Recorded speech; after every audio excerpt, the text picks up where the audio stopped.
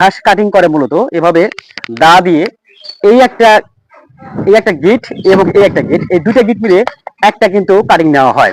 তো আজকে আমি দেখাবো যে এই দুটা গিট না নিলেও ভালো এবং অনেক ফলনশীল হয়, আমরা সেই পদ্ধতি দেখাচ্ছি। এখানে দেখতে পাচ্ছেন যে একটা গিট রয়েছে, এই গিটটা মূলত আমরা চারা হিসেবে কাটিং করব। তার মানে হচ্ছে আমি যদি একটু দেখাই যে এইভাবে যদি আপনি কাটেন, যে এই একটা গিট রয়েছে এখানে আর এই পাশে একটা কাটবেন, এইভাবে এভাবে যদি কাটেন ঠিক যেরকম সাইজ হবে এই সাইজটা করবেন। এইভাবে যদি করা হয় তাহলে কি হবে, একটা করে কাটিং হবে এবং এটা যখন মাটিতে আপনার রোপণ করবেন তখন সুন্দর একটি চারা বের হবে।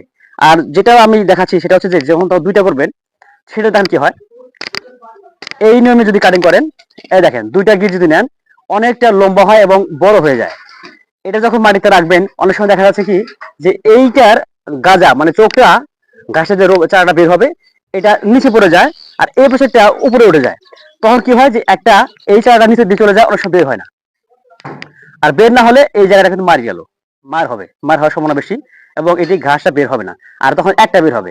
আর যদি আপনি কাটিং করেন এইভাবে এই ছোট আকারে যদি কাটিং করেন তাহলে কিন্তু এই কাটিংটা থেকে আপনার প্রত্যেকটা চারা কিন্তু বের হবে এবং চারা বের হওয়ার সময় কিন্তু খেয়াল করবেন যে কাটিং করার পরে আমি যে কাটিংটা করেছি এইভাবে এই কাটিং গুলো করার পরে আপনারা ছায়াযুক্ত স্থানে একটা জায়গায় রাখবেন, সেটা ছালা দিয়ে হোক বস্তা দিয়ে হোক।